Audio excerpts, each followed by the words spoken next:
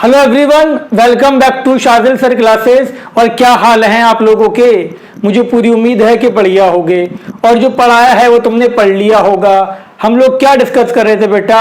हम लोग solution discuss कर रहे थे और उसमें भी लास्ट लेक्चर में हमने देखा था राउट्स लॉ। तो मुझे पूरी उम्मीद है कि राउट्स लॉ तो क्लियर हो ही गया होगा। आज उसके आगे की कुछ बातें करते हैं और आज के लेक्चर में हमें डिस्कस करना है फ्रैक्शनल डिस्टिलेशन। बहुत इंपॉर्टेंट टॉपिक है। अगर आप लोगों ने ये चैप्टर पढ़ रखा है तो या तो ये टॉपिक पढ़ा ही नहीं होगा और पढ़ा होगा तो समझ में नहीं आया होगा। आज का ये लेक्चर बहुत ध्यान से देखना, बिल्कुल तुम्हें हर चीज़ क्लियर हो जाएगी, ठीक है। लेकिन उससे पहले हम वहाँ से स्टार्ट करते हैं जो हमने छोड़ा था। और हाँ, अगर चैनल को सब्सक्राइब नहीं कर रखा तो देर किस बात की है, जल्दी करो सब्सक्राइब, ठीक है बेटा। तो देखो ध्यान से, हमने बात कर रहे थे राउट्स लॉ की। हम बात कर रहे थे किसकी बेटा? Routes law. राउट्स लॉ पे हमने ये बताया था कि टोटल प्रेशर जो होगा मिक्सचर का वो क्या होगा बेटा? पीए प्लस पीबी। जिसने वो लेक्चर नहीं देखा तो वो देख ले उस लेक्चर को। और आपका यहाँ पर मतलब पीटी इक्वल टू हो जाएगा, आपका पीटी हो जाएगा P not A X A plus P not B X B, ठीक है बेटा, यही तो था। और जब हमने इसका ग्राफ बनाया था तो टोटल प्रेशर का देखो, ये था हमारा पी नॉट बी और ये था हमारा पी नॉट ए। और टोटल प्रेशर जो शो हुआ था हमें ग्राफ में वो क्या था बेटा? वो कुछ ऐसा था, पी टी। ये पी टी आया था, मतलब P not A X A, और ये था आपका P not B X B. यही था ना बेटा? बताया था आपको। यहाँ तक नहीं देखा तो लेक्चर देख लो जाके। और हमने एक बात मान के चले थे हम लोग कि बी क्या था? वेपर प्रेशर ऑफ बी कम था वेपर प्रेशर ऑफ ए के। तो इसका मतलब क्या था? इसका मतलब था A is more volatile than B. ये हमने स्टार्टिंग से मान के चला था। क्लियर है बेटा? फिर मैंने बताया था कि जब यहाँ पर हमारे पास कोई सोल्यूशन था, बेटा ध्यान से देखिए, हमारे पास एक सोल्यूशन था जिसमें दोनों क्या थे? आपके वोलेटाइल लिक्विड थे। Volatile liquid A, volatile liquid B, दोनों क्या थे हमारे पास? वोलेटाइल थे। और वोलेटाइल क्या होता है बेटा? आप जानते हो, जो वेपर में कन्वर्ट हो जाए। तो एक कुछ टाइम के बाद हमने क्या देखा कि यहाँ वेपर थे, यहाँ वेपर ए के भी थे और बी के भी थे, दोनों के यहाँ पर वेपर थे। तो हमने यहाँ पर बात की थी किसकी? यहाँ पर जो कंपोजिशन था, यहाँ पर जो कंपोजिशन था ए और बी का, वो था एक्स ए और एक्स बी। एक्स ए और एक्स बी किसमें था? Mole fraction of A and B in solution या इन एक्वस फेज। और ये क्या था बेटा? Mole fraction of A and B, mole fraction of A and B in vapour phase. ये एक्वस फेज था, ये वेपर मतलब गैस की फॉर्म में था, दोनों के वेपर बने थे ए के और बी के। तो हमने यहाँ पर क्या लिया था? यहाँ पर जो हमने ये लिया था, यहाँ पर हमने बात किया था मोल फ्रैक्शन ऑफ बी कितना था? 0। Sorry, mole fraction of B 1, mole fraction of A 0। इस कंडीशन पे क्या था? बी 0 था और ए क्या था? 1 था। ये हम डिस्कस कर चुके थे। क्लियर? तो यहाँ पर ये जो ग्राफ प्लॉट हमने करा था, ये हमने करा था vapour pressure versus mole fraction in aqueous phase, in liquid phase, mole fraction in liquid phase. समझ में आ गई यहाँ तक बात? फिर हमने आपको एक रिलेशन बताया था जिसमें हमने पी टोटल और mole fraction in vapour phase का एक रिलेशन जो आपको बता रखा था, वो क्या था? यहाँ से देखो, 1/pt इज इक्वल टू क्या होता है? 1/pt ये आपका हो जाएगा X A upon P not A plus Y A upon plus Y B upon P not B. आया याद या नहीं आया? लास्ट लेक्चर जो हमने था, लास्ट लेक्चर में तो न्यूमेरिकल्स थे, उससे पहले जो टॉपिक था यहाँ छोड़ा था हमने। क्लियर है? बहुत अच्छी बात। अब हमें इसका ग्राफ प्लॉट करना है, वो कैसे होगा उस पर तुम ध्यान दो। तो यहाँ तक बात तुम्हारे समझ में आ गई। अब बेटा दो कंपोनेंट हैं, एक्स, यहाँ पर एक्स ए वाई ए, इनका भी जो सम होगा x A plus x B 1 था। और वेपर फेस में भी इनका जो मोल फ्रैक्शन का सम होगा वो कितना होगा, 1 होगा। हम जानते हैं 2 कंपोनेंट है तो 2 का सम कितना होगा, 1 की बराबर होगा। तो यहाँ से आप वाई भी निकाल लो, वाई भी कितना हो जाएगा, 1 माइनस एक्स से। हुआ या नहीं हुआ, आई बात समझ में या नहीं आई, जल्दी बताओ। आ गई ना, पक्की बात है, कोई डाउट तो नहीं। Y B equal to 1 minus Y A. अब क्या करना है, यहाँ रख दो वाई बी की जगह। तो बहुत ध्यान से देखो, 1 upon P T is equal to Y A, यहाँ पर आपका P not A plus Y B की जगह क्या रखना था मुझे, 1 minus Y A upon P not B. Notes ज़रूर बनाना, अगर नोट्स नहीं बनाओगे तो यही लेक्चर दोबारा पूरा देखना पड़ेगा तुम्हें। तो साथ के साथ नोट्स बनाते हुए चलना। इतना आ गया, कोई प्रॉब्लम कोई डाउट तुम्हें है तो बताओ, नहीं है तो मत बताओ। ठीक है, ये हो गया। इसको और ट्रांसफॉर्म करते हैं इस रिलेशन को हम। अब देखो यहाँ से मैं ये तो रब कर दे रहा हूँ, क्लियर हो गई होगी बात। ये ग्राफ भी तुम्हारे समझ में आ गया होगा। तो देखो ये हमने रब करा, तो यहाँ पर कहानी को हमने आगे बढ़ाया। कहानी को कैसे आगे बढ़ाया, अब इसको ऐसे लिख सकते हो या नहीं लिख सकते, 1 upon P T is equal to Y A upon P not A. यहाँ पर आपका plus 1 upon P not B, यहाँ पर आपका minus Y A upon P not B. लिख सकते हो या नहीं लिख सकते, जल्दी बताओ, जल्दी जल्दी लिख सकते हो ना, बहुत बढ़िया। तो देखो ये तुम्हारा आ गया 1 अपॉन पी नॉट बी, ठीक है ना बेटा। यहाँ पर कॉमन लो, इसमें वाई ए कॉमन ले लें आप। तो यहाँ से आपने वाई ए कॉमन लिया, तो यहाँ क्या बनेगा आपका 1 upon P not a minus 1 upon P not be. बना या नहीं बना, बन गया ना, plus 1 upon P not be. तो 1 अपॉन पी टी। तो ये देखो हमारा एक इक्वेशन आ गई किसके बीच में, P total, P not A, P not B और mole fraction of A and B in vapour phase. Clear. अब ये रिजेंबल कर रही है straight line equation y is equal to M, Y is equal to, चलो उसको यहाँ लगते हैं Y A M X plus C. ठीक है बेटा, क्या बन गया, स्ट्रेट लाइन इक्वेशन बन गई y is equal to M X plus C. ये वाई एक्सिस पे प्लॉट करो, ये प्लॉट करोगे किस पे, ये आपका हो गया स्लोप, ये एक्स एक्सिस, ये इंटरसेप्ट। क्लियर, बहुत क्लियर एकदम। चलो अच्छी बात, मैं ये रब करता हूँ। अब हमें इस ग्राफ को प्लॉट करना है, बहुत ध्यान से देख लो, समझ में तुम्हारे आना चाहिए। हमने क्या मान के चला था, ये भी रब कर दें। चलो, हमने मान के ये चला था कि ए का जो आपका वेपर प्रेशर था बी से ज़्यादा था। हमने देखा था कि vapour pressure of A is greater than vapour pressure of B. ठीक है, तो 1 अपॉन पी नॉट ए और 1 अपॉन पी नॉट बी में क्या ज़्यादा होगा, हमने माना था कि पी नॉट ए ज़्यादा है पी नॉट बी से। तो 1 अपॉन पी नॉट ए क्या हो जाएगा, कम हो जाएगा 1 अपॉन पी नॉट बी से।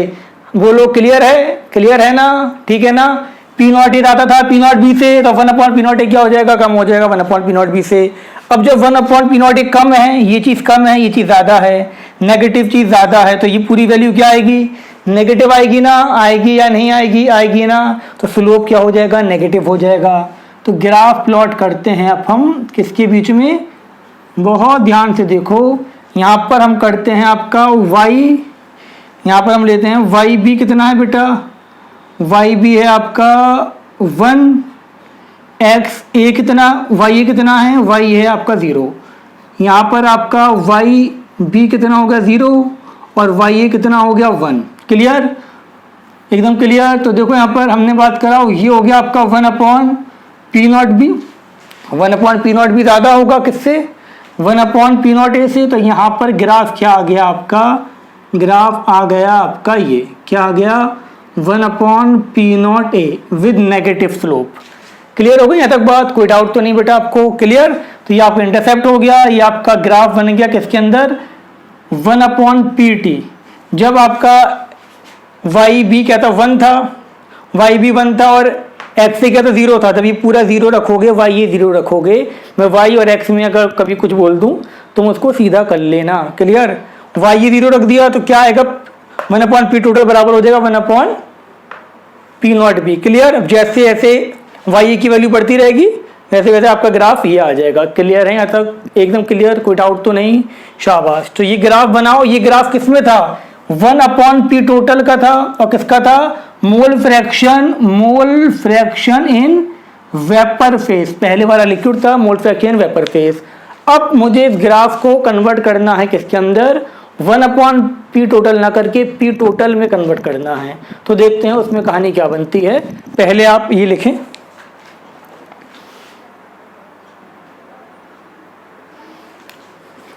लिख लिया होगा बेटा, समझ में आ गया होगा। और अगर नहीं समझ में आया तो दोबारा देखो, फिर भी कोई डाउट हो तो मुझसे पूछ लेना, कॉल करके, मैसेज करके, कमेंट करके। लेकिन बहुत सिंपल था, समझ में तुम्हारे आ गया होगा, इतने होशियार बच्चे तो तुम हो। ठीक है बेटा। अब इस ग्राफ को हम जरा कन्वर्ट करते हैं किसके अंदर?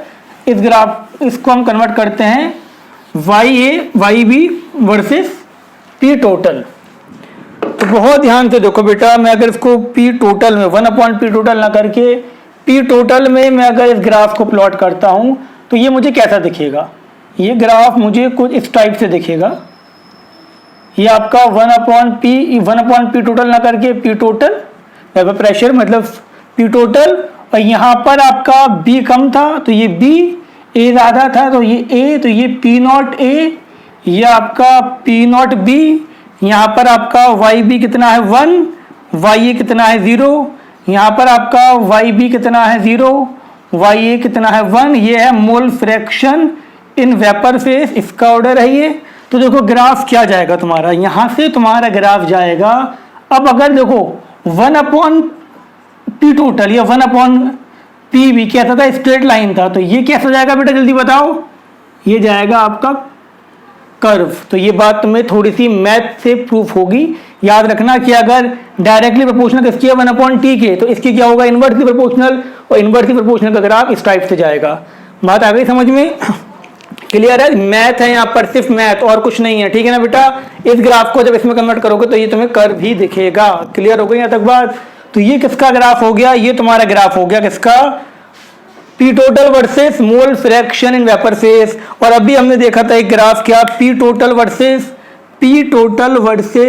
मोल फ्रैक्शन हमने देखा था। पी टोटल हमने देखा था, यहाँ पर आपका पी नॉट बी था, ये पी नॉट बी था, ये वेपर प्रेशर था। यहाँ पी टोटल ले लो या वेपर प्रेशर ले लो, एक ही बात है। ठीक है? ये था तुम्हारा पी नॉट ए। ये कैसा आया था बेटा? ये तुम्हारा आया था यहाँ पर कैसे? स्ट्रेट लाइन आया था इस टाइप से। और यहाँ पर क्या लिया था मैंने? यहाँ लिया था एक्स बी इजिकल टू, दिख रहा है यहाँ तक? दिखा नहीं दिखा? दिख रहा होगा। ये लिया था मैंने एक्स बी इजिकल टू कितना? 1, एक्स ए कितना था? 0 था। क्लियर? यहाँ पर लिया था मैंने एक्स बी इजिकल टू 0, अभी जो बनाया था स्टार्टिंग में ग्राफ, और एक्स ए कितना था? यहाँ पर 1 था। ये ग्राफ बना था। अब इन दोनों ग्राफ को मुझे कंबाइन दिखाना है। ठीक है बेटा? अब इन दोनों ग्राफ को क्या करना है? मुझे कंबाइन ग्राफ में प्लॉट करना है। इनको बंद कर दो ऊपर से तो तुम्हें ज़्यादा अच्छे लगेंगे। ठीक है बेटा? तो इस लाइन को हम क्या बोलते हैं? इस लाइन को हम बोलते हैं vapour composition line, vapour composition curve. ठीक है बेटा? ये क्या था आपका? Liquid composition curve, liquid composition curve. Clear? अब इसको कंबाइन दिखाना है मुझे, तो कैसे दिखाऊंगा बेटा?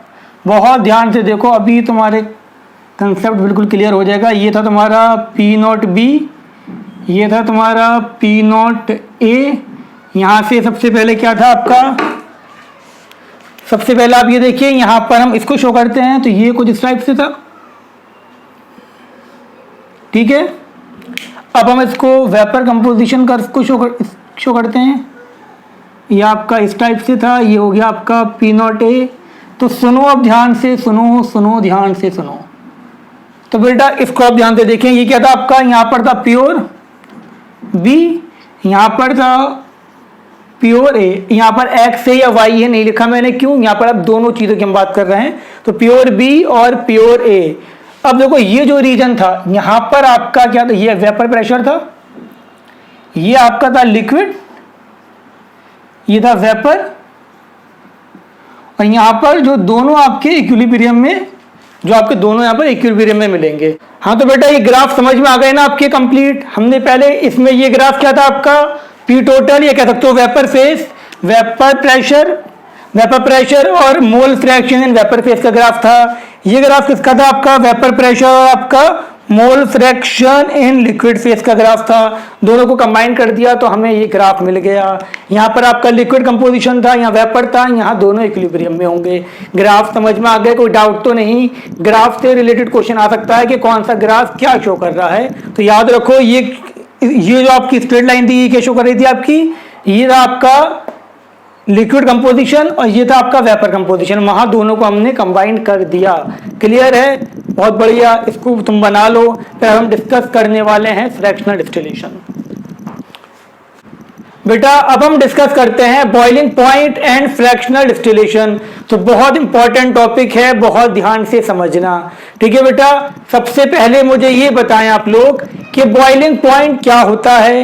बॉइलिंग पॉइंट के बारे में आप लोग क्या जानते हैं? क्या कहा? वो टेम्परेचर जिस पे चीज बॉइल हो जाए। सही बताया, लेकिन इसको और अच्छे वे में आप समझें। अब सुनो बेटा, जब भी कोई चीज बॉइल होती है, यहां पर बहुत ध्यान से देखो तुम, अभी तुम्हारे बात क्लियर हो जाएगी कि यहां पर सपोज मेरे पास क्या है? वाटर है। क्या है बेटा? ये मेरे पास है वाटर। क्लियर? और यहां पर जो एटमॉस्फेरिक प्रेशर है वो कितना है? Normal 1 atm। कितना? 1 atm। और वाटर क्या था बेटा? ये वाटर था और ये क्या था? वोलाटाइल लिक्विड था। ये तुम जानते हो वोलाटाइल लिक्विड था। और वोलाटाइल लिक्विड क्या होते हैं बेटा? वो लिक्विड वोलाटाइल लिक्विड होते हैं जिनके वेपर हो। जिनके क्या हो बेटा? वेपर हो। ठीक है बेटा, वेपर इसके बन रहे होंगे। सपोज मैंने आपसे कह दिया कि इस टाइम यहां पर जो टेम्परेचर है वो कितना है? 30 डिग्री सेल्सियस। तो 30 डिग्री सेल्सियस पर भी कुछ ना कुछ वेपर होंगे, कुछ ना कुछ वेपर का प्रेशर होगा। अब तुमने क्या करा बेटा? तुमने इसको हीट करा। हमने इसको हीट करा और हीट करते करते हम इसको कहां तक ले गए? हम ले गए इसको 100 डिग्री तक। अब 100 डिग्री पे क्या हो गया? ये बॉइल हो गया और ये क्या हो गया? इसका बॉइलिंग पॉइंट। अब सुनो, बॉइलिंग पॉइंट का मतलब हुआ क्या? मतलब ये हुआ कि 100 डिग्री पर इसका जो वेपर का प्रेशर होगा, 100 डिग्री पर जो इसके वेपर का प्रेशर होगा वो कितना हो जाएगा? वो बराबर हो जाएगा एक्सटर्नल प्रेशर के। और यहाँ एक्सटर्नल प्रेशर क्या था? Atmospheric pressure. तो ये भी कितना हो गया आपका? 1 atm। तो ये हो गया आपका बॉइलिंग पॉइंट। वो टेम्परेचर जिसपे किसी भी लिक्विड का या मिक्सचर ऑफ लिक्विड का वेपर प्रेशर एटमॉस्फेरिक प्रेशर या कह सकते हो एक्सटर्नल प्रेशर की बराबर हो जाए, उसको हम क्या बोलेंगे बेटा? उसको हम बोलेंगे बॉइलिंग पॉइंट। जब 30 डिग्री सेल्सियस था वेपर, तब भी कुछ ना कुछ थे। अब सपोज यहां पर वेपर का प्रेशर 0.3 atm था, लेकिन जब मैंने हीट कर दिया, हीट करके 100 डिग्री हो गया। अब 100 डिग्री पे जो वेपर का प्रेशर है ना, जो वेपर का प्रेशर है वो किसके बराबर हो गया? एटमॉस्फेरिक प्रेशर के बराबर हो गया। और जब भी प्रेशर एटमॉस्फेरिक प्रेशर के बराबर हो गया तो मतलब वही उसका बॉइलिंग पॉइंट है। क्लियर? कोई डाउट तो नहीं यहाँ पर? अगर तुमने एक्सटर्नल प्रेशर को या कह सकते हो एटमॉस्फेरिक प्रेशर को चेंज कर दिया तो बॉइलिंग पॉइंट भी चेंज हो जाएगा। तुमने क्या करा था? ये पानी उबाला था प्लेन एरिया में अपने घर में। अब तुम कहाँ गए? तुम चले गए पहाड़ों पे, हाई एल्टीट्यूड पे चले गए तुम। और हाई एल्टीट्यूड पे क्या होता है बेटा? हाई एल्टीट्यूड पे एटमॉस्फेरिक प्रेशर कम होता है। यहाँ पर कितना है? 1 atm। जितना तुम ऊपर जाते जाओगे वहाँ एटमॉस्फेरिक प्रेशर कम होता जाएगा। और जब एटमॉस्फेरिक प्रेशर कम होगा तो क्या होगा? बॉइलिंग पॉइंट भी कम होगा। सपोज अभी यहाँ पर कितना था? इसको बॉइल होने के लिए 1 atm तक जाना था, लेकिन अब सपोज कितना है? 0.8 atm। तो अगर 1 atm तक जाने के लिए इसने 100 डिग्री हीट ली है तो 0.8 atm तक जाने के लिए क्या करेगा? 100 से कम लेगा। आई बात समझ में? तो अगर तुमने एक्सटर्नल प्रेशर या कह सकते हो एटमॉस्फेरिक प्रेशर चेंज करा तो आपका बॉइलिंग पॉइंट भी चेंज होगा। इसको दिमाग में रखो। हाँ तो बेटा इससे क्या समझ में आता है? इससे हमारे ये समझ में आता है कि अगर आपने एटमॉस्फेरिक प्रेशर बढ़ाया या एक्सटर्नल प्रेशर बढ़ाया तो बॉइलिंग पॉइंट बढ़ेगा, अगर एक्सटर्नल प्रेशर डिक्रीज कर दिया तो बॉइलिंग पॉइंट भी डिक्रीज होगा। तो ध्यान से देखो, हमने क्या देखा, बॉइलिंग पॉइंट जो था बेटा, बॉइलिंग पॉइंट वो डायरेक्टली प्रोपोर्शनल था एटमॉस्फेरिक प्रेशर के। एटमॉस्फेरिक प्रेशर की जगह एक्सटर्नल प्रेशर भी लिखा हो तो कोई बात नहीं है। यहाँ पर एटमॉस्फेरिक प्रेशर प्लेन एरिया पे 1 atm है, तो इसीलिए वाटर का बॉइलिंग पॉइंट 100 है। हाई एल्टीट्यूड पे जाओगे तो क्या होगा बेटा, तो प्रेशर कम होगा, बॉइलिंग पॉइंट कम होगा। तुमने क्या करना है, पानी को बॉईल करना है और उसको प्रेशर कुकर में रख दो। प्रेशर कुकर में प्रेशर ज्यादा होगा तो अब वाटर 100 पे बॉईल नहीं होगा। आगे बात समझ में, इतना कॉन्सेप्ट क्लियर हुआ या नहीं हुआ, जल्दी बताओ, हो गया ना, शाबाश। अगले कॉन्सेप्ट पे आते हैं। अब नेक्स्ट कॉन्सेप्ट कुछ ऐसा है कि तुम्हारे पास 2 लिक्विड हैं। क्या कहा मैंने कि आपके पास 2 लिक्विड हैं, ठीक है, 2 अलग अलग लिक्विड हैं, दोनों वोलेटाइल हैं। हमने आपसे कहा लिक्विड ब्लैक, फिर हमने आपसे कहा इसमें लिक्विड ब्लैक भर दें, चलो क्लियर। और वही एटमॉस, यहाँ पर जो एक्सटर्नल प्रेशर है वो कितना है, 1 atm, और यहाँ पर आपका क्या था बेटा, लिक्विड ब्लू।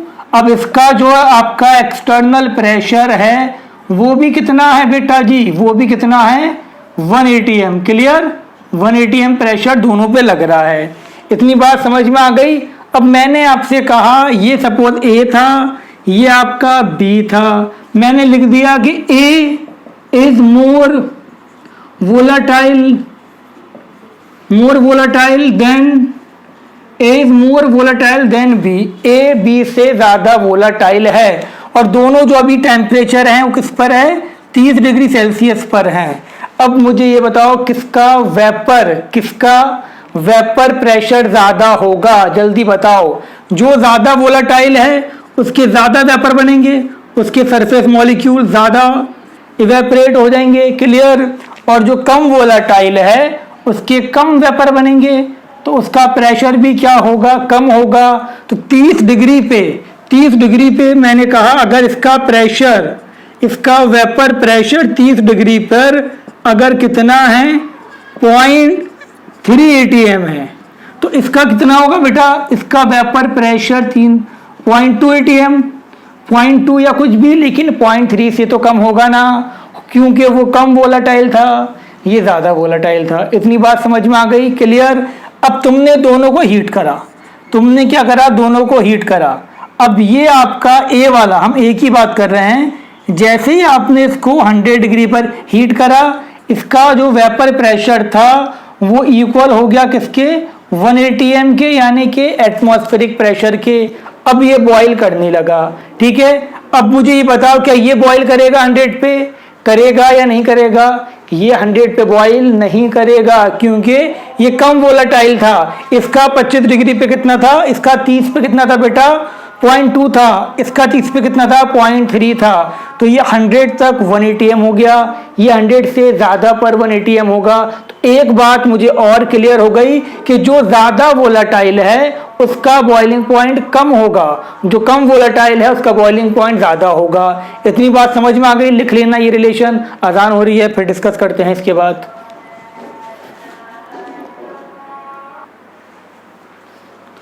हाँ तो बेटा बात क्लियर हो गई। क्या कहा हमने, एक पर्टिकुलर टेम्परेचर पर, एक कांस्टेंट टेम्परेचर सपोज 30 डिग्री है, तो जिसका वेपर प्रेशर ज्यादा है उसका बॉइलिंग पॉइंट कम है, जिसका वेपर प्रेशर कम है उसका बॉइलिंग पॉइंट ज्यादा है। ये रिवर्स तुम बात कर सकते हो कि जिसका बॉइलिंग पॉइंट ज्यादा होगा उसका वेपर प्रेशर कम होगा, जिसका बॉइलिंग पॉइंट कम होगा उसका वेपर प्रेशर ज्यादा होगा। क्लियर हो गई यहाँ तक बात, कोई तुम्हें डाउट नहीं होना चाहिए। सपोज मेरे पास वाटर है, वाटर का बॉइलिंग पॉइंट कितना है, 100 डिग्री, और मेरे पास है मिथेनॉल, ठीक है बेटा, मिथेनॉल है मेरे पास CH3OH, इसका बॉइलिंग पॉइंट है 64 डिग्री। अब तुम मुझे ये बताओ एक पर्टिकुलर टेम्परेचर पर सपोज 30 डिग्री पर किसका बॉइलिंग पॉइंट ज्यादा होगा, बॉइलिंग पॉइंट गिवन है, किसके वेपर ज्यादा बनेंगे, किसका वेपर प्रेशर ज्यादा होगा। तो जिसका बॉइलिंग पॉइंट कम वो ज्यादा वोलेटाइल, उसके ज्यादा प्रेशर बनेंगे, ज्यादा वेपर बनेंगे, ज्यादा वेपर बनेंगे तो मतलब ज्यादा प्रेशर बनेगा उसका। क्लियर, ज्यादा प्रेशर होगा, बनेगा क्या, क्लियर। ये छापो इसको फटाफट, समझ में तुम्हारे बेटा आपके बॉइलिंग पॉइंट समझ में आ गया। अब हम बॉइलिंग पॉइंट से रिलेटेड एक कॉन्सेप्ट जिसको हम बोलते हैं फ्रैक्शनल डिस्टिलेशन, वो हम डिस्कस करते हैं। तुम बचपन से फ्रैक्शनल डिस्टिलेशन पढ़ते हुए आ रहे होगे। क्या होता है बेटा फ्रैक्शनल डिस्टिलेशन? फ्रैक्शनल डिस्टिलेशन होता है कि अगर दो लिक्विड हैं जिनके बॉइलिंग पॉइंट में डिफरेंस है, एक का बॉइलिंग पॉइंट ज़्यादा है, एक का बॉइलिंग पॉइंट कम है, तो आप क्या करो, हीट करो। तो जिसका बॉइलिंग पॉइंट कम होगा वो पहले वेपर बन जाएगा, उसको कंडेंस करवा लो, सेपरेशन हो गया। ऐसे ही करते थे ना।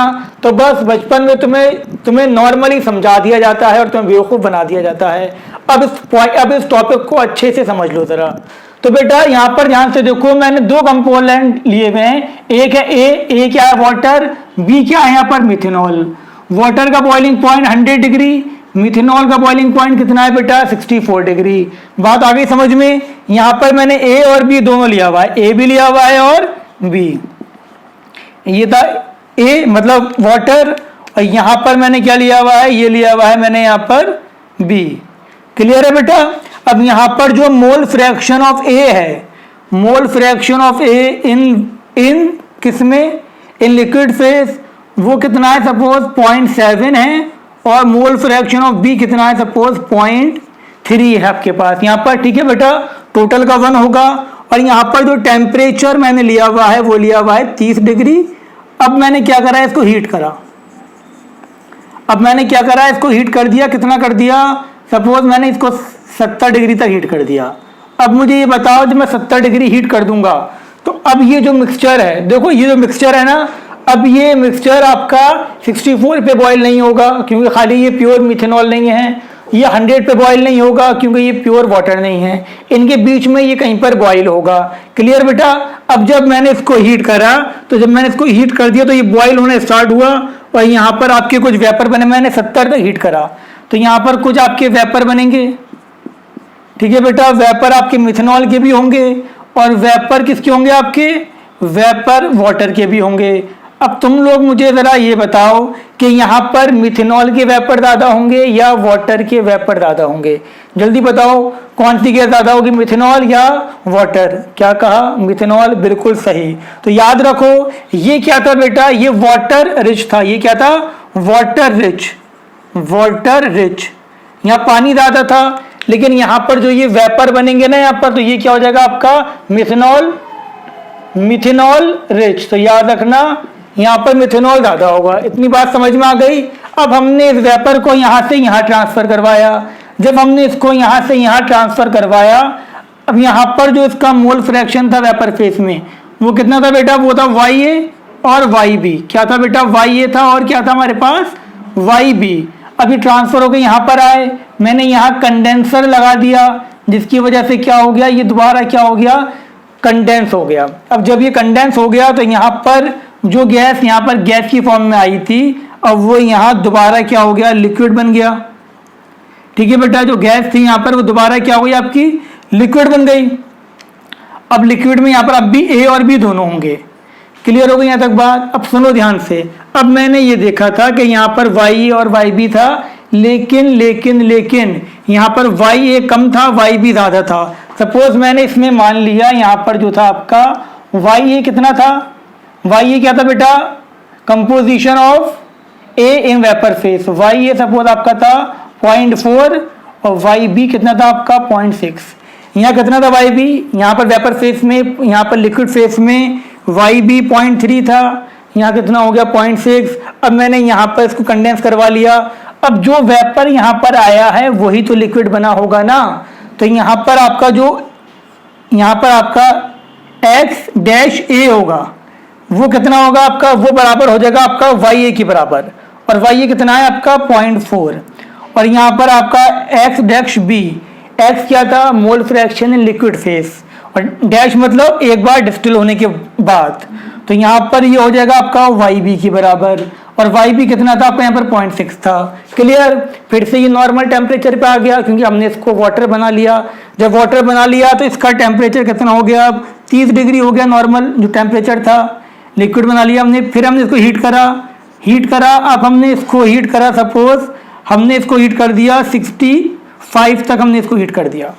ठीक है बेटा, फिर से हम इसको हीट करेंगे तो यहाँ पर ये फिर से क्या बनेगा, वेपर बनेगा। यहाँ पर फिर से ये वेपर होगा, वेपर होगा। और वेपर में अब भी क्या होगा, मिथेनॉल का बॉइलिंग पॉइंट कम है, तो मिथेनॉल के वेपर बहुत ज़्यादा बनेंगे इस बार, क्योंकि मिथेनॉल का कंपोजिशन लिक्विड में भी ज़्यादा है।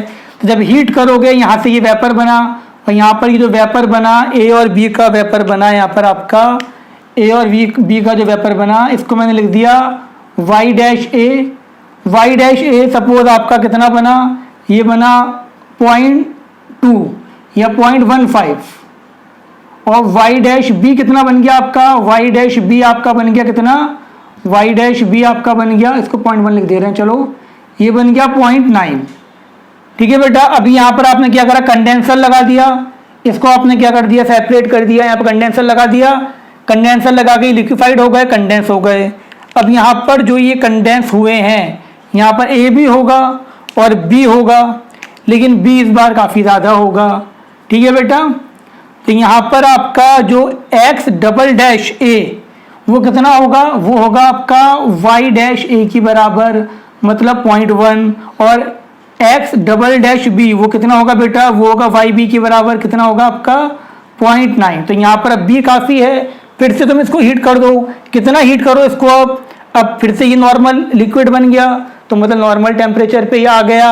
अब आप इसको हीट कर दें, कितना, यहाँ पर ये 30 पे आ गया, तो दोबारा इसको हीट कर दो, और हीट करके कितना कर दो इसको, यहाँ पर कर दो इसे 60, इसको 65 ना करके 68 कर दिया, यहाँ कर दिया 65। क्लियर, जब 65 तुम हीट करोगे, अब यहाँ पर क्या होगा, फिर से आपका यहाँ पर वेपर बनेगा, ये जो था लिक्विड ये वेपर में कन्वर्ट होगा।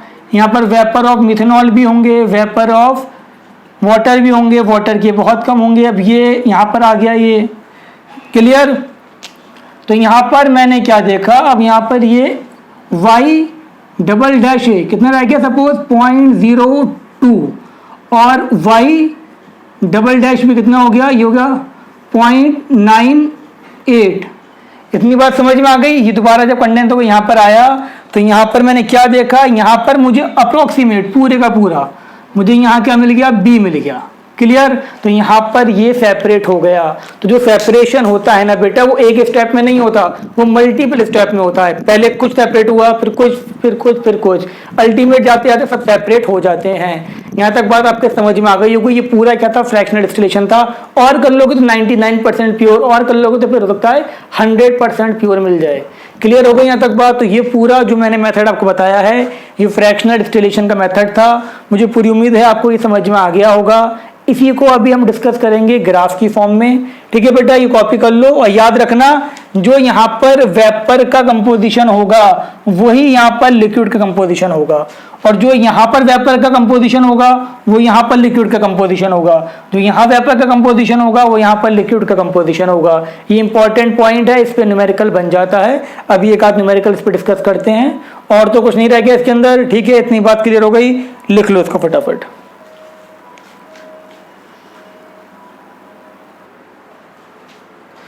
लिख लिया बेटा, कंप्लीट हो गया ये। अच्छा, एक बात और याद रखो, ये जो होगा आपका ये वाला, ये आपका ओरिजिनल मिक्सचर था, और ये जो था आपका, इसको हम क्या बोलेंगे, कहाँ लिखें, ये रब कर दे रहे हैं यहाँ पर, इसको हम क्या बोलेंगे, फर्स्ट डिस्टिलेट। क्या बोलेंगे, फर्स्ट डिस्टिलेट। और ये पीछे जो बच गया वो रेसिड्यू था, ये क्या हो गया, सेकंड डिस्टिलेट। ये क्या हो गया आपका, थर्ड डिस्टिलेट। क्लियर हो गई यहाँ तक बात। सिर्फ अगर आपको क्वेश्चन में सिर्फ डिस्टिलेट बोला गया तो मतलब फर्स्ट डिस्टिलेट की बात हो रही है। क्लियर है यहाँ तक बात। तो अब ध्यान से देखो, एक एक बात जो मैंने बताई है वो लिखो, और अपनी लैंग्वेज में भी लिखना कि इसका जो कंपोजिशन होगा वो इसकी बराबर होगा। अपनी लैंग्वेज में लिखना, ठीक है बेटा, मैसेज लैंग्वेज में या हिंदी में या उर्दू में, जैसे चाहो, बस तुम्हें समझ में आ जाए। अब सुनो आज ध्यान से, क्वेश्चन देखो तुम बेटा, क्वेश्चन में क्या कहा गया, लिख लें आप। अ सॉल्यूशन कंटेन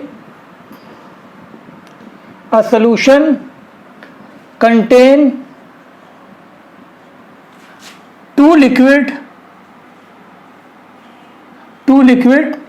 कैसे, volatile, two volatile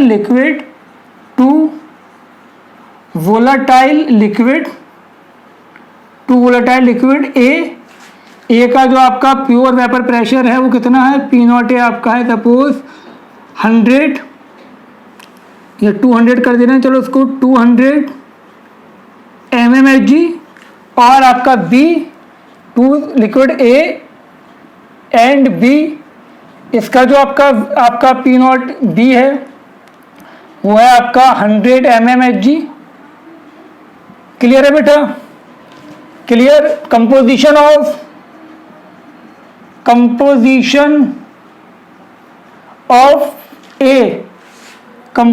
of A in vapour phase is equal to 0.6। Composition of A in vapour phase थोड़ा लिख दे रहे हैं, in vapour phase is 0.6। find out the composition of A and B in vapor of distillate या first distillate. आई बात समझ में, question में क्या कह दिया गया, क्वेश्चन तुम्हारे क्लियर हो गया होगा कि तुम्हारे पास यहाँ पर एक सोल्यूशन है जिसमें ए और बी दोनों हैं, ठीक है बेटा। यहाँ पर आपका जो ए है, मोल फ्रैक्शन ऑफ ए, वो कितना है तुम्हारे पास, सॉरी ये नहीं, आपको यहाँ पर ये गिवन है, समझ लो पहले ध्यान से। यहाँ पर आपको जो वाई ए गिवन है वो कितना गिवन है, वाई ए आपका गिवन है यहाँ पर कितना बेटा, वाई ए था आपका 0.6 और वाई बी कितना था, वाई बी था 0.4। इतनी बात आई समझ में। अब जब क्या हुआ, यहाँ पर ये आके लिक्विड बना होगा, ठीक है, इसका जो कंपोजिशन होगा वो इसके बराबर होगा। सपोज ये क्या था आपका, एक्स ए था और वाई ए, और एक्स ए और एक्स बी, एक्स ए एक्स बी हमें नहीं पता कितना था, हमें मतलब भी नहीं है उससे, क्योंकि हमें डायरेक्ट यहाँ गिवन है। तो एक्स डैश ए कितना था आपका, एक्स डैश ए था 0.6 और एक्स डैश बी कितना था आपके पास 0.4। अब तुमसे ये कहा जा रहा है कि इनका जो वेपर बनेगा, ये मतलब आपका वाई डैश ए और वाई डैश बी आपसे पूछा जा रहा है। क्वेश्चन समझ में आ गया। अब डिस्कस करना स्टार्ट करें इस क्वेश्चन को। तो सबसे पहले तुम्हें क्या करना है, तुम्हें इस लिक्विड का कंपोजिशन पता है, तुम्हें इनका P not A P not B पता है। सबसे पहले पी टी निकालो। पी टी क्या था बेटा, पी टी था P not A, P T था आपका P A plus P B. अब ध्यान से देखो, ये होगा पी नॉट ए एक्स से, ये था आपका P not B X B. Clear है यहाँ तक बात, दिख रहा है तुम्हें। अब जानते देखो पी नॉट ए कितना था हमारे पास, पी नॉट ए हमारे पास था 200 और ये कितना था 0.6, ये कितना था 100, ये कितना था 0.4। इतनी बात क्लियर हो गई। तो ये देखो कितना आ गया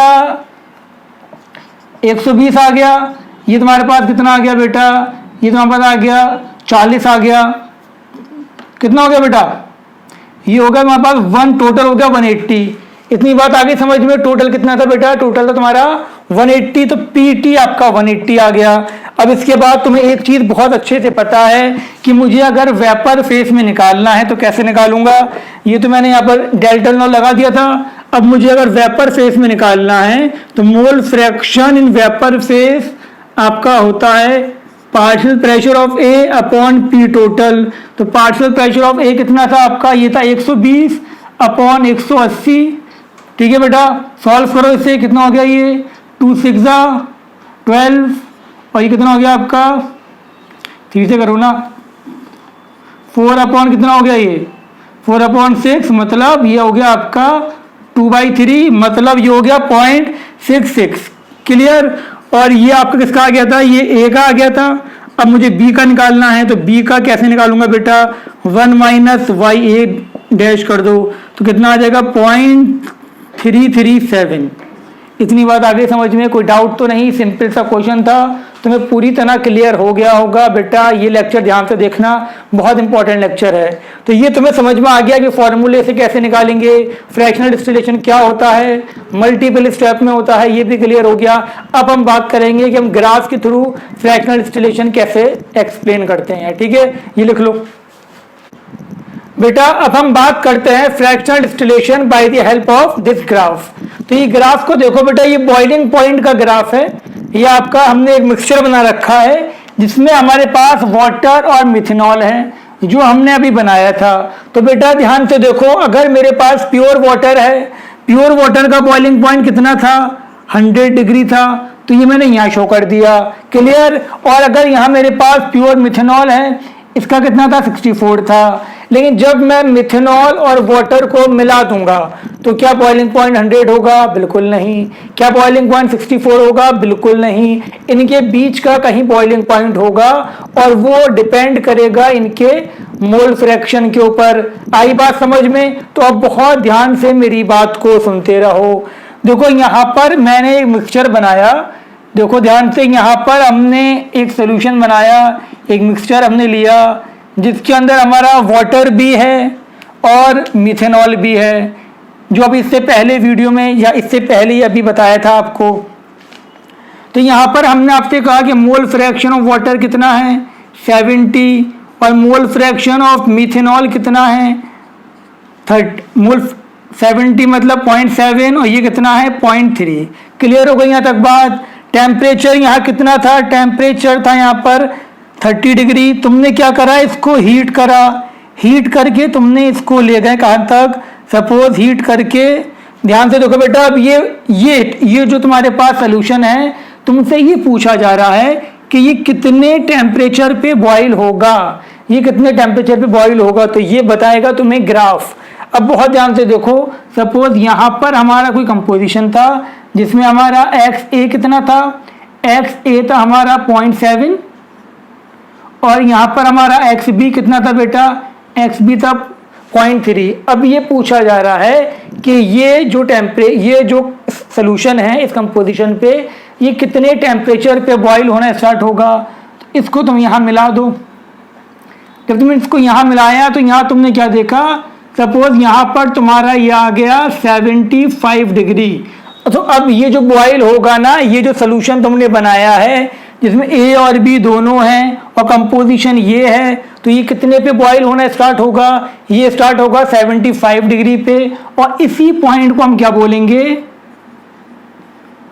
बबल पॉइंट। बबल पॉइंट क्या होता है, जहां बॉईल होना स्टार्ट हो जाए। क्लियर? तो ये हो गया इस कंपोजिशन का बबल पॉइंट। यहां तक बात समझ में आ गई? तुम्हें कोई डाउट तो नहीं? अब इसको यहां तक लेके जाओ, यहां लेके गए इसको। अब तुम ध्यान से देखो, हमने क्या करा था हमने इसके बाद कुछ ऐसा करा था कि यहाँ से हमने जो वेपर बना था, जब हमने इसको बॉईल किया था, तो ये जो वेपर यहाँ बना था, इस वेपर को हमने अब क्या करा था बेटा, इस वेपर को हमने यहाँ पास करवाया था। अभी पीछे देखा था हमने, जब यहाँ पास करवाया तो हमने ये देखा, देखो यहाँ पर अब इस टेम्परेचर पे देखो, ये क्या था, ये था वेपर फेस का कर्व, ये था लिक्विड फेस का कर्व। तो यहाँ पर तुम इसको नीचे लेके आओ, नीचे लेके आओ, नीचे लेके आओ। तो यहाँ पर ध्यान से देखो बेटा, यहाँ पर तुम्हारे पास क्या होगा, ये वेपर था, A के करीब था, तो यहाँ YA कितना होगा, सपोज YA यहाँ पर तुम्हारे पास है, YA तुम्हारे पास है यहाँ पर 0.25, तो यहाँ पर YB कितना होगा बेटा, YB तुम्हारे पास होगा 0.75। इतनी बात समझ में आ गई यहाँ तक? तो यहाँ पर आपका A ज़्यादा है और आपका, सॉरी यहाँ पर ये देखो ध्यान से, हाँ क्या था, A कितना था, YA था 0.25, क्यों A यहाँ जाते जाते 0 हो रहा है। इतनी बात तुम्हें समझ में आनी चाहिए। ये ग्राफ देखना, मैंने तुम्हें राउथ लॉ में भी बताया था कि यहाँ पर A 1 है तो वहाँ जाएगा तो A का फ्रैक्शन कम होगा, यहाँ B 0 है तो वहाँ जाओगे तो B का फ्रैक्शन बढ़ेगा। क्लियर हो गई बेटा यहाँ तक बात? तो ये आ गया कंपोजिशन ऑफ। इस ग्राफ के थ्रू हमने क्या देखा, जब एक सोल्यूशन था जिसमें 0.7 A था, 0.3 B था, तो तो इसको जब मैंने बॉईल करा ये 75 पे बॉईल हुआ, और बॉईल करने पे इसमें जो वेपर फेस का कंपोजिशन था, जो वेपर बने होंगे यहाँ पर ध्यान से देखो, यहाँ पर ए और बी दोनों के वेपर होंगे ना, ए के वेपर भी होंगे और यहाँ पर क्या होंगे बेटा, बी के वेपर भी होंगे। तो ए और बी जो दोनों के वेपर यहाँ बने थे वो कितने थे, ए के थे 0.25, अगर नहीं दिख रहा तो देख लो, वाई इज इक्वल टू कितना था 0.25, और वाई भी कितना हो गया बेटा, वाई भी यहाँ पर तुम्हारे पास हो गया 0.75। इतनी बात आ गई समझ में, कोई डाउट तो नहीं, जल्दी बताओ, क्लियर। अब मैंने इसको क्या कर लिया, कंडेंस कर लिया। यहाँ पर ये वेपर थे, मैंने टेम्परेचर डाउन करा है, इसको कंडेंस करा। अब जब मैंने इसको कंडेंस करा तो जो फ्रैक्शन, जो मोल फ्रैक्शन इस वेपर का होगा, जो मोल फ्रैक्शन इस वेपर का होगा, अब इनको कंडेंस करके जो लिक्विड बनेगा, इनको कंडेंस करके जो लिक्विड यहाँ बनेगा वही तो जितना मोल फ्रैक्शन इसका था उतना ही मोल फ्रैक्शन इसका होगा। तो हमने क्या देखा था, यहाँ पर वाई कितना आया था, Y suppose according to graph 0.25 आया था, वाई भी कितना आया था 0.75। तो यहाँ पर जो एक्स डैश ए होगा वो भी कितना होगा 0.25, और एक्स डैश बी कितना होगा, वो होगा 0.75। तो बात समझ में आ गई। पहले यहाँ पर ए बहुत ज़्यादा था, बी कम था, अब ए यहाँ पर कम हो गया, बी यहाँ पर क्या हो गया आपका ज़्यादा हो गया, क्लियर। अब क्या करना है, अब इसको, और देखो इसको क्या बोलते हैं, ये जो पॉइंट था मेरे पास इसको हम बोलते हैं ड्यू पॉइंट, जहाँ पर कंडेंस होना स्टार्ट हो जाए वो आपका ड्यू पॉइंट, क्लियर। अब यहाँ ध्यान से देखो, अब इस कंपोजिशन पे अब मेरे पास ये जो ग्राफ बन गया, अब ये फिर से सपोज 30 डिग्री पे आ गया, मुझे इसको हीट करना है। अब तुमसे पूछा जा रहा है कि ये कितने पे बॉईल होगा, तो देखो ये जो कंपोजिशन है अब सोल्यूशन का, ये जो आपका एक्स ए, एक्स डैश ए 0.25 और वाई और एक्स डैश बी 0.75। अब ये जो सोल्यूशन है ये यहाँ का कंपोजिशन है, इतनी बात आ गई समझ में। अब ये किस टेम्परेचर पे बॉईल होगा, ये बॉईल होगा बेटा किस टेम्परेचर पे, ये बॉईल होगा आपका, सपोज ये तुम्हारा देखो 64 तुम्हारा ये था, ये इसके ऊपर है थोड़ा, ये सपोज बॉईल हो जाएगा तुम्हारा किस पे 68 पे, 68 या 65 जो भी है, तो ये कहीं यहाँ जाके बॉईल होगा, सपोज 65 लिख लो इसको, 65 पे, क्लियर हो गई है सब बात। जब तुम इसको 65 पे हीट कर दोगे तो फिर से ये दोनों वेपर बनेंगे, बनेंगे या नहीं बनेंगे, वेपर बनेंगे ना ये। इसको यहाँ से लेके आप क्या करो, दूसरे में ले लो, यहाँ पर ले लिया। अब इसको जब तुम कंडेंस करवाओगे, कंडेंस करवाओ, अब इसको ग्राफ को यहाँ पढ़ो जरा ध्यान से, ग्राफ में क्या आया। तो इस कंडीशन पे थोड़ा ही ग्राफ थोड़ा मैंने सही नहीं बनाया, ये पॉइंट तुम्हारा कहीं यहाँ टच करेगा। तो इस कंडीशन पे हमने क्या देखा, यहाँ पर मेरे पास जब मैंने इसको हीट करा, फिर मैंने इसको कंडेंस करवाया, तो यहाँ पर जो इसका मोल फ्रैक्शन था लिक्विड का वो कितना था, वाई डैश ए सपोज था 0.1 और वाई डैश बी कितना था आपका 0.9। अब यही इसका कंपोजिशन हो जाएगा, एक्स डबल डैश ए कितना हो गया 0.1, एक्स डबल डैश बी कितना हो गया 0.9। पहले कंपोजिशन ये था, अब मैंने इसको प्योरीफाई कर लिया, सेपरेट कर लिया थोड़ा सा इसको। अब इसको दोबारा हीट करो तो बिल्कुल क्या होगा आपका, ऑलमोस्ट 100% प्योर बी तुम्हें मिल जाएगा। तो यही आपका हो गया फ्रैक्शनल डिस्टिलेशन। बात समझ में आई। ग्राफ को दोबारा ध्यान से देखो, थोड़ा सा यहाँ पर स्लोप मुझसे गलत बनी, मेरी राइटिंग अच्छी नहीं है तो मेरी ड्राइंग क्या अच्छी होगी, तुम लोग आराम से बनाना। इस चीज़ को दोबारा सुनो जो मैंने बताया, बहुत इंपॉर्टेंट चीज़ थी ये ग्राफ के थ्रू जो मैंने समझाई है, मैं एक बार दोबारा बता दे रहा हूँ। ये पहले सोल्यूशन ये था, जब मैंने इसको हीट करा तो ये किस पे बॉईल हुआ, इस पे, और जिस पे ये बॉईल होता है वो क्या होता है, बबल पॉइंट। यहाँ पहली बार सोल्यूशन बॉईल हुआ, क्लियर। 100 पे खाली वाटर था, 64 पे ये था। अब जब मैंने इसको यहाँ वेपर फेज में देखा तो वेपर में आपका राइट सी बात है, क्या ज़्यादा होगा, बी ज़्यादा होगा, क्यों बी का बॉइलिंग पॉइंट कम है, तो कितना था ये आ गया। अब मेरे पास सोल्यूशन बन गया ये, अब इसको हीट करना है मुझे। जब इसको हीट करूंगा मैं तो ये यहाँ बॉईल होगा, ये 65 पे बॉईल हुआ, फिर इसका वेपर का कंपोजिशन ये आ गया इस ग्राफ के थ्रू। मतलब जो मैंने इसको दोबारा कंडेंस करवाया तो उसमें कंपोजिशन क्या रह गया, ये रह गया 0.9 और समथिंग जो भी था, ऊपर तुम्हें दिख रहा होगा यहाँ पर। फिर इसको दोबारा कंडेंस करा के हीट कर दो, ऐसे 2-3 स्टेप में तुम्हें प्योर बी मिल जाएगा। क्लियर हो गई यहाँ तक बात, कोई डाउट तो नहीं बेटा। आज के इस लेक्चर में इतना ही, जितना पढ़ाया है अच्छे से पढ़ लो, तुम्हारे समझ में आना चाहिए। नेक्स्ट लेक्चर में हम डिस्कस करेंगे ideal solution and non ideal solution. ये इंपॉर्टेंट था, तुम्हें बुक में शायद ना मिले, लेकिन IIT एडवांस के लिए ये ज़रूरी था तुम्हें बताना, तो तुम्हें बता दिया। जो डाउट हो पूछ लेना। मुझे पता है वीडियो लेक्चर में बातें क्लियर इतनी आसानी से नहीं हो पाती, तो इसीलिए मैं आपसे कहूँगा कि आप लोग हमारा लाइव क्लास आप लोग ज्वाइन करें और उसमें जो डाउट हो आप साथ के साथ मुझसे पूछ सकते हैं। लेकिन यहाँ पर भी जो डाउट है उसको लिखो और लिखने के बाद उसको मुझे व्हाट्सएप पे पूछो या कैसे भी पूछो या कमेंट करके पूछो। नंबर मैं तुम्हें दे दे रहा हूँ, यहाँ पर नंबर था 7830726205। ये व्हाट्सएप नंबर है। कॉल करना है तो 7906901788। ये मेरा कॉलिंग नंबर है, ठीक है बेटा। जो डाउट हो पूछ लो। और हाँ, अगर चैनल को सब्सक्राइब नहीं कर रखा है तो देर किस बात की है, करो ना सब्सक्राइब, ठीक है बेटा। और वीडियो को ज़्यादा से ज़्यादा शेयर करो। तब तक के लिए टाटा बाय बाय, अल्लाह हाफिज़। मुलाकात करते हैं आपसे अब नेक्स्ट लेक्चर में।